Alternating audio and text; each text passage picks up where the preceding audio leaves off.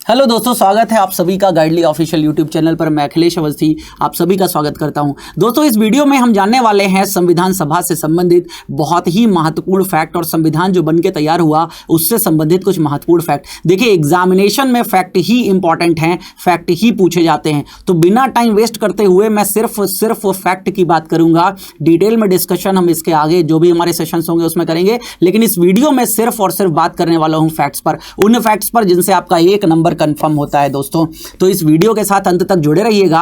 आपका एक नंबर कहीं भी जाने नहीं दूंगा। अगर संविधान सभा से कोई भी क्वेश्चन आता है या संविधान के निर्माण से संबंधित कोई भी क्वेश्चन आता है, एक नंबर के लिए यह वीडियो बहुत इंपॉर्टेंट है। कितने नंबर के लिए? एक नंबर के लिए। दोस्तों, एक एक करके ही हमारा एग्जाम क्लियर होता है, तो याद रखिएगा एक एक नंबर पर आपको बहुत ज्यादा फोकस करना है, बहुत ज्यादा ध्यान देना है। तो दोस्तों, अगर वीडियो अच्छा लगता है तो आपको क्या करना है? अपने दोस्तों के साथ इसको शेयर करना है। तो दोस्तों, देखते हैं क्या है फैक्ट्स। देखिए, पहला फैक्ट हमारा है idea of independent constituent assembly. सबसे पहले संविधान सभा का विचार किस व्यक्ति ने दिया था? ये जो कॉन्स्टिट्यूंट असेंबली की संविधान का निर्माण होगा, एक संविधान सभा बनेगी, इसके बारे में सबसे पहले विचार किसने प्रस्तुत किया था? इनका नाम था M.N. रॉय, मनवेंद्र नाथ रॉय इनका नाम था, इन्होंने दिया था। तो आइडिया ऑफ इंडिपेंडेंट याद रखिएगा, और कब दिया था? 1934 में दिया था। Then constituent assembly formation as per the recommendation, किसकी सिफारिश पर संविधान सभा का निर्माण हुआ था? दोस्तों, जो संविधान सभा बनी थी वो किसकी सिफारिश पर बनी थी? कैबिनेट मिशन प्लान, याद रखिएगा कैबिनेट मिशन प्लान 1946 में भारत आया था, इसी की सिफारिश के आधार पर भारत में संविधान सभा का निर्माण किया गया था। दोस्तों, अब देखिए, इस संविधान सभा के सदस्य पूछ लिए जाते हैं, अध्यक्ष पूछ लिए जाते हैं। तो इसके चेयरमैन कौन थे? देखिए, लॉर्ड पैथिक लॉरेंस, ये इसके चेयरमैन थे, अध्यक्ष थे, और दो और सदस्य थे। एक थे सर स्टैफर्ड क्रिप्स और दूसरे थे A.V. अलेक्जेंडर। याद रखिएगा, ये स्टैफर्ड क्रिप्स वही हैं जो 1942 में भारत आ चुके थे और जिनके मिशन का नाम था क्रिप्स मिशन। क्या नाम था? Cripps mission. ये भी इंपॉर्टेंट फैक्ट याद रखिएगा। जब संविधान सभा हमारी बनके तैयार हुई तो उस समय टोटल स्ट्रेंथ कितनी थी? वो टोटल स्ट्रेंथ कितनी थी? 389। और अगर ये आपसे पूछा जाए ये 389 कैसे थी, तो याद रखिएगा इंडियन नेशनल कांग्रेस, INC का मतलब है यहां पर इंडियन नेशनल कांग्रेस, कितने सदस्य थे? 208। AIML का मतलब है ऑल इंडिया मुस्लिम लीग, जिसकी वजह से पाकिस्तान का निर्माण करना पड़ा, उसके कितने सदस्य थे? 73। अदर्स, अन्य कितने थे? 15। और देसी रियासतें जो थी भारत में, जो राजाओं की रियासतें थी, वहां से कितने सदस्य थे? 93। इन सब की संख्या मिला के कितनी आती है? 389। और ये संख्या 389 ही क्यों थी? याद रखिएगा, एक सिस्टम रखा गया था 1 to a million, मतलब भारत में आखिर संविधान सभा में कितने सदस्य होंगे उसका एक रफली रेशियो लिया गया था 1 to a million, मतलब 10 लाख पर एक व्यक्ति आना चाहिए। तो उस समय भारत की जनसंख्या थी 40 करोड़, तो लगभग 400 सदस्य आने चाहिए थे। तो उसी के बिहाफ पर आंकड़ा था। आंकड़ा कितना था? 389 का आंकड़ा था। दोस्तों, देखिए, जब 389 सदस्य थे तो महिलाओं की संख्या कितनी थी? अक्सर क्वेश्चन पूछा जाता है कि संविधान सभा में महिलाओं की संख्या कितनी थी? महिलाओं की संख्या कितनी थी? 15 थी महिलाओं की संख्या, याद रखिएगा। आफ्टर इंडिपेंडेंस, देखिए, जब आज़ादी मिल गई 15 अगस्त 1947 को, तो आज़ादी मिलने के बाद ये संख्या कितनी हो गई? दोस्तों, ये संख्या बची 299, क्योंकि पाकिस्तान के लिए अलग संविधान सभा, स्वतंत्र संविधान सभा का गठन कर दिया गया था। तो ये संख्या 299। और इसके बाद महिलाओं की संख्या कितनी? 9 बची थी। कितनी बची थी? 9 बची थी, जो पहले कितनी थी? 15 थी। देन डेट वाइज इंफॉर्मेशन दे रहा हूं आपको, किस तारीख को क्या हुआ संविधान सभा में और किस तरीके से संविधान का निर्माण हुआ है। तो देखिए, 6 दिसंबर 1946 की बात कर रहा हूं। याद रखिएगा, जुलाई और अगस्त 1946 में क्या हुआ? संविधान सभा के लिए चुनाव करवाए गए। याद रखिएगा, संविधान सभा क्या थी? पार्शियली इलेक्टेड, पार्शियली नॉमिनेटेड, और जो इलेक्टेड थे वो इनडायरेक्टली इलेक्टेड लोग थे, अप्रत्यक्ष मतदान से चुने गए लोग थे। तो कुछ चुने हुए और कुछ मनोनीत सदस्यों की ये सभा थी। चुनाव करवाए गए, नवंबर तक सारा कार्यक्रम पूर्ण कर लिया गया था, और 6 दिसंबर 1946 को कॉन्स्टिट्यूशन असेंबली थी, संविधान सभा बन के तैयार हो गई थी। पहली मीटिंग 9 दिसंबर 1946 को क्या होता है? The first meeting was held in the constitution hall, संविधान हॉल में क्या हुआ? पहली मीटिंग बुलाई गई संविधान सभा की, जो कि अब किस नाम से जाना जाता है? जो हमारे देश की संसद है, संसद का जो सेंट्रल हॉल है वही पहले क्या था? कॉन्स्टिट्यूशन हॉल था। तो याद रखिएगा, संविधान सभा की ये जो मीटिंग हुई थी ये वही हुई थी जहां पर आज की संसद है। फर्स्ट पर्सन टू एड्रेस, किसने सबसे पहले एड्रेस किया? एड्रेस का मतलब है संबोधन। तो किस पहले व्यक्ति ने इसका संबोधन किया? तो जे.बी. कृपलानी जी थे, इन्होंने संबोधन किया था।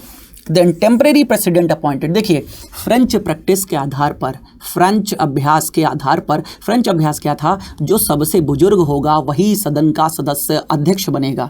तो याद रखिएगा उस समय सदन के सबसे बुजुर्ग सदस्य थे डॉक्टर सच्चिदानंद सिन्हा, इसलिए डॉक्टर सच्चिदानंद सिन्हा को अध्यक्ष के रूप में चुन लिया गया, लेकिन टेम्परेरी मतलब अस्थायी अध्यक्ष।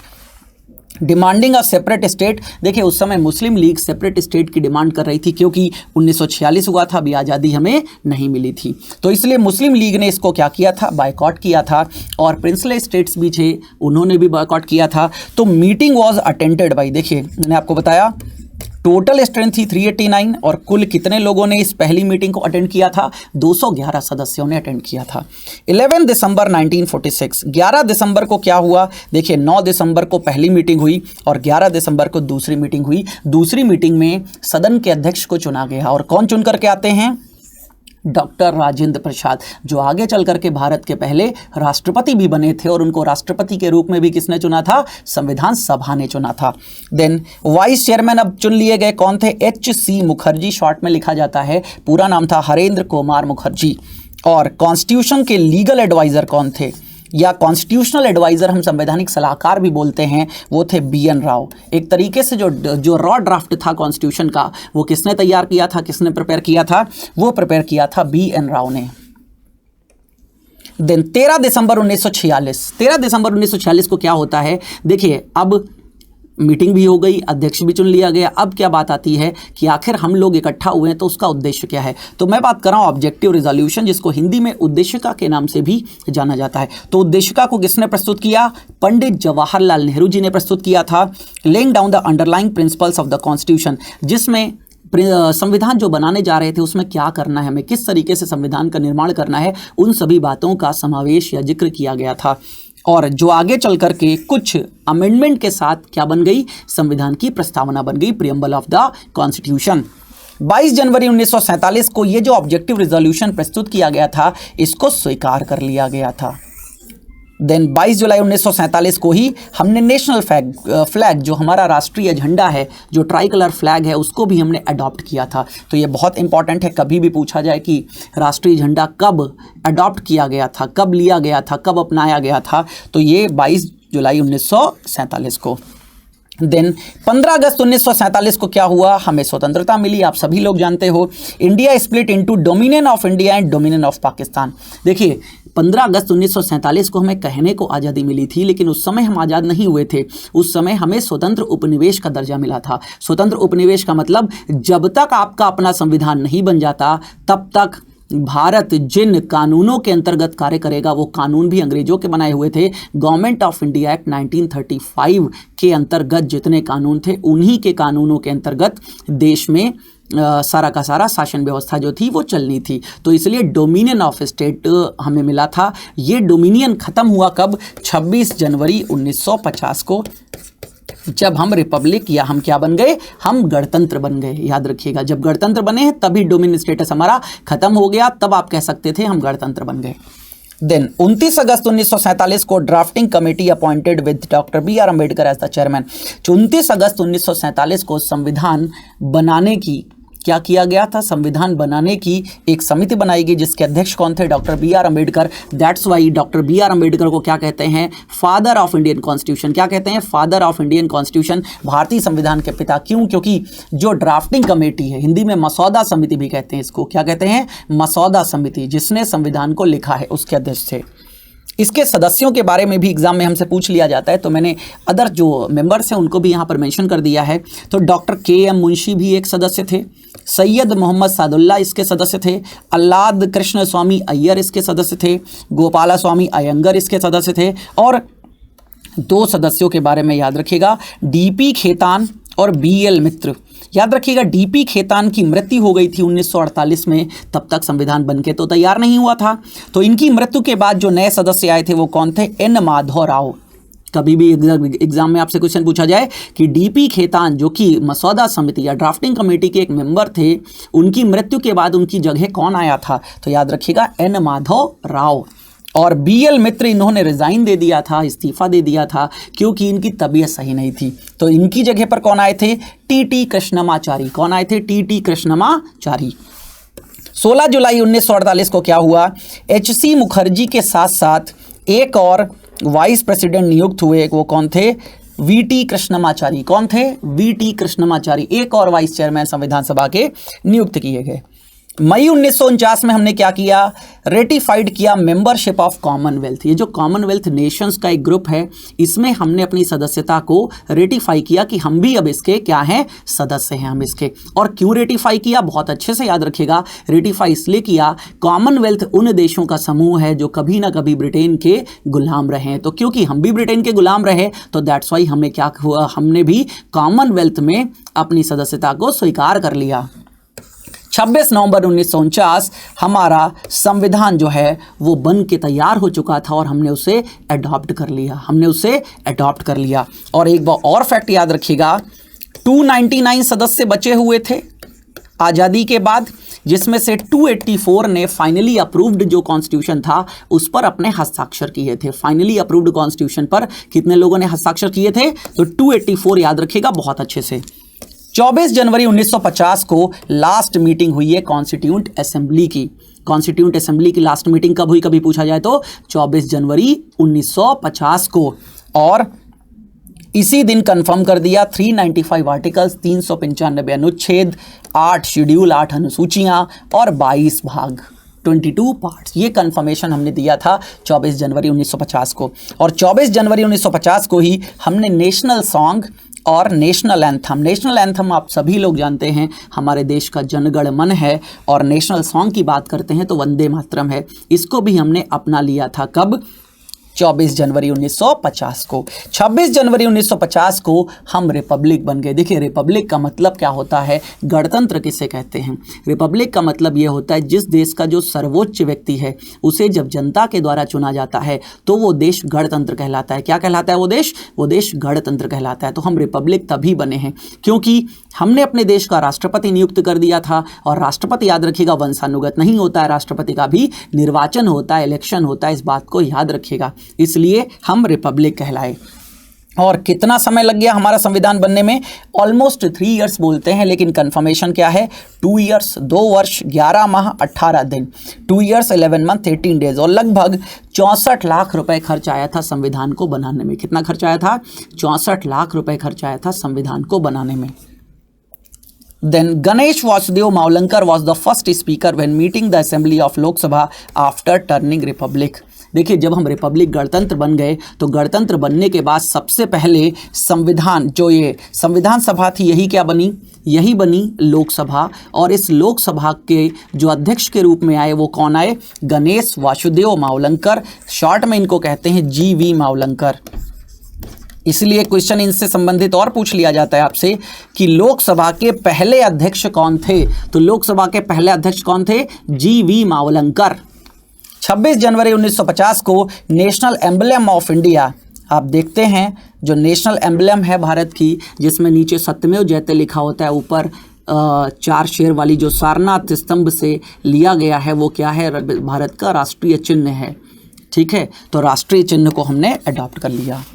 देन इसके बाद हम बात करते हैं सेशंस ऑफ कॉन्स्टिट्यूंट असेंबली। देखिए, कॉन्स्टिट्यूंट असेंबली के बारे में कई लोग कहते हैं 11 सत्र हैं, कई लोग कहते हैं 12 सत्र हैं।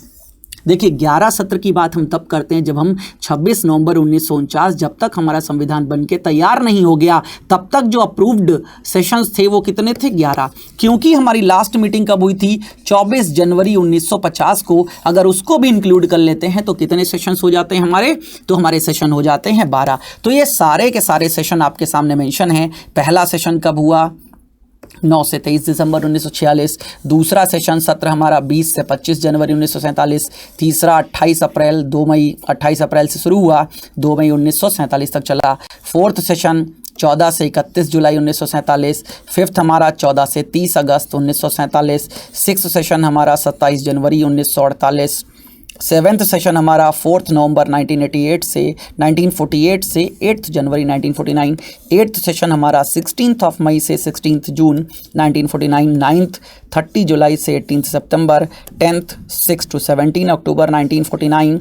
और 11th आप देख लीजिए 14 से 26 14 to 26 नवंबर, क्योंकि 26 नवंबर को हमारा संविधान बन के तैयार हो गया था। और इसी दिन को हम क्या मनाते हैं, पहले विधि दिवस के नाम से मनाया जाता था और वर्तमान में इसे संविधान दिवस के नाम से मनाया जाता है। Then some other important fact, देखिए संविधान और संविधान से संबंधित कुछ और भी महत्वपूर्ण फैक्ट्स के बारे में बात कर लेते हैं जो एग्जाम में हमसे पूछे जाते हैं। The assembly met once again on 24 Jan 1950 when the members appended their signatures on constitution of India. देखिए जितने भी सदस्य थे सबने अपने हस्ताक्षर किए थे, और मैंने आपको बताया कितने लोगों ने, 284 मेंबर्स ने क्या किए थे, हस्ताक्षर किए थे, साइन किए थे। The constitution was originally written in Hindi and English. संविधान हमारा किस में लिखा गया था, हिंदी और इंग्लिश दो भाषाओं में लिखा गया था। 2 प्रतियां बनाई गई थी और याद रखिएगा वो कोई टाइप नहीं थी। इंग्लिश वर्जन में कितने वर्ड थे, 1,17,369 इतने शब्द थे हमारे अंग्रेजी के लिखित संविधान में। The constitution was not type of printed, मैंने अभी बताया आपको हमारा संविधान ना तो टाइप किया गया था ना तो प्रिंट किया गया था, बल्कि हाथों से लिखा गया था। किसके द्वारा, हाथों के द्वारा लिखा गया था। तो किस व्यक्ति ने लिखा था, तो ये it was hand written by Prem Bihari Narayan Raizada. इस बात को, इस पॉइंट को दिमाग में रख लीजिएगा, कई बार एग्जाम में पूछा जा चुका है। प्रेम बिहारी नारायण रायजादा ये व्यक्ति थे जिन्होंने संविधान को हैंड रिटन अपने हाथों से लिखा था, और वो भी italic style with beautiful calligraphy के साथ इन्होंने लिखा था।